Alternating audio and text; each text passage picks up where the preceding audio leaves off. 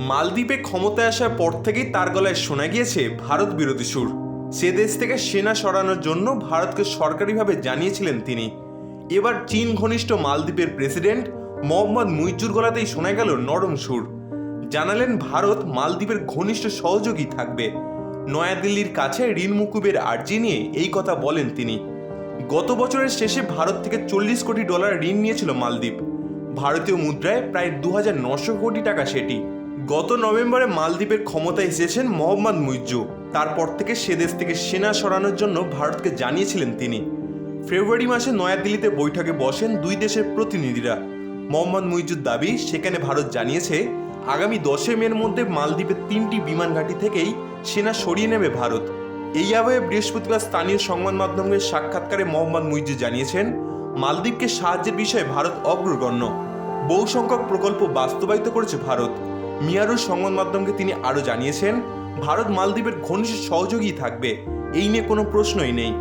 ইতিমধ্যে ভারতীয় সেনাদের একটি দল ইতিমধ্যে মালদ্বীপ ছেড়ে বেরিয়ে এসেছে। তারপরে মোহাম্মদ মুইজ্জুর মুখে প্রশস্তি। গত কয়েক বছর ধরে মালদ্বীপে রয়েছে ভারতের 2টি হেলিকপ্টার এবং 1টি বিমান। অসুস্থদের এক দ্বীপ থেকে অন্য দ্বীপে নিয়ে যায় সেগুলি। জরুরিকালীন পরিষেবার কাজে ব্যবহৃত হয় সেই যানবাহনগুলি।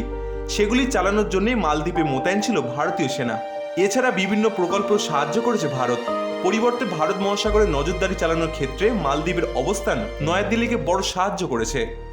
সাক্ষাৎকারে মোহাম্মদ মুইজ্জু আরও বলেন, ভারত থেকে বড় অঙ্কের ঋণ নেওয়া হয়েছে পূর্বসূরিদের আমল থেকেই। সেই কারণে আমরা আলোচনা করছি যাতে ঋণ মেটানোর ক্ষেত্রে নরম পদক্ষেপ করা যায়। তিনি আরও জানিয়েছেন, এর প্রভাব যাতে কোনোভাবেই কোনো প্রকল্পের উপর না পড়ে। প্রেসিডেন্টের আশা ভারত এই ঋণ মেটানোর বিষয়টি আরও সহজতর করে তুলবে। এই নিয়ে নয়াদিল্লির সঙ্গে কথাও বলেছেন তিনি। মোহাম্মদ মুইজ্জুর আগে মালদ্বীপের প্রেসিডেন্ট ছিলেন ইব্রাহিম মোহাম্মদ সলিহ। তিনি ভারত বন্ধু বলেই পরিচিত ছিলেন। সেই আমলে ভারত থেকে $14 লক্ষ ঋণ নিয়েছিল মালদ্বীপ, ভারতীয় মুদ্রায়, যা প্রায় 11 কোটি টাকারও বেশি।